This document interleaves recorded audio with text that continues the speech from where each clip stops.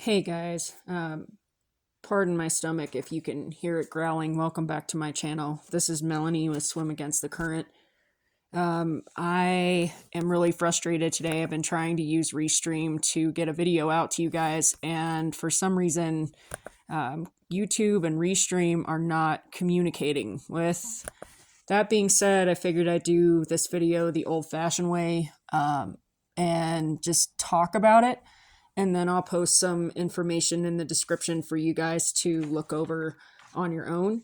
I'll also try to display an image of a lesson, a spiritual lesson or life lesson that I have been learning lately that's really close to my heart. And this video is called What is a Narrative? I titled it What is a Narrative because I've been exploring an authentic and true way to live my life. And so, as part of that quest, I've been looking at how other people in the world define themselves.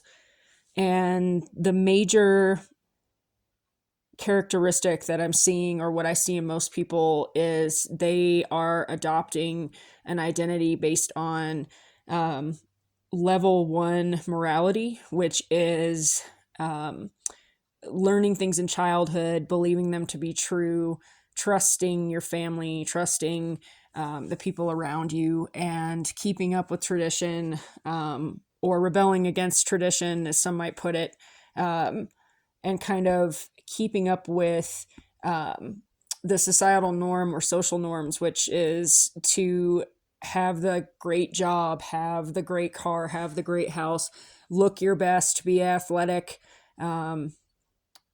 Maybe you're creative, maybe you have your own business, whatever it is. All of these things are external and they're on the outside, and they're all circumstances and factors that people share, but they're not what defines us.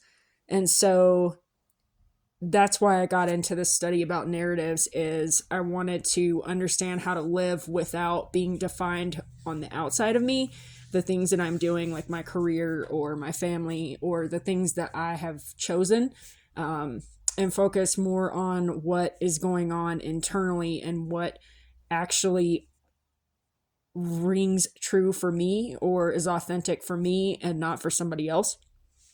And so, to briefly break this down for you, I've noticed that there's three more types of narratives that I'm seeing a lot of. The first one, and I'm sure all you guys have seen this, is the religious narrative.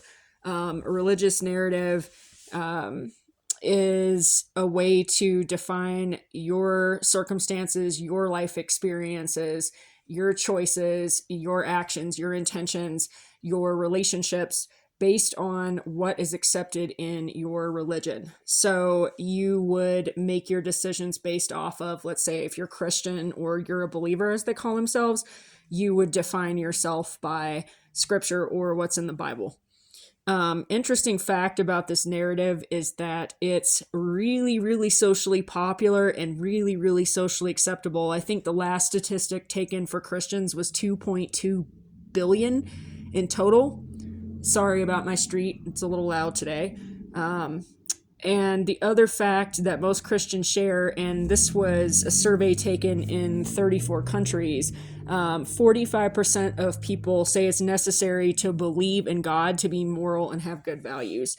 I found that pretty striking and inaccurate. So, what does it look like to live in an authentic manner?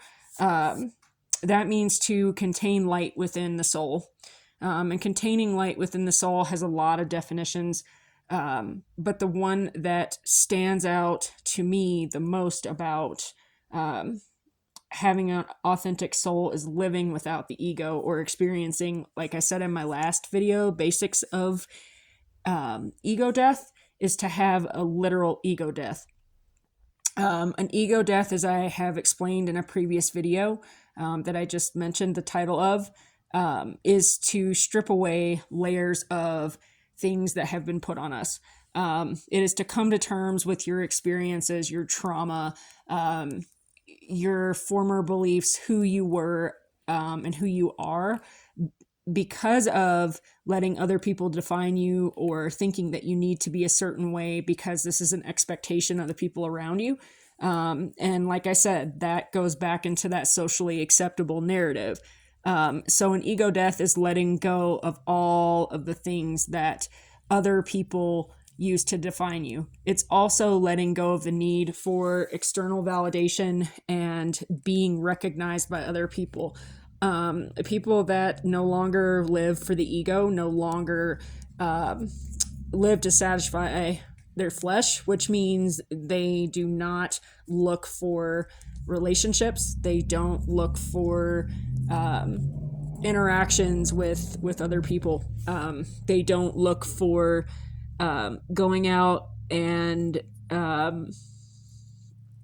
being recognized for spending a lot of money or what they look like or the latest thing that they purchased. None of this stuff is valuable to someone who has experienced an ego death.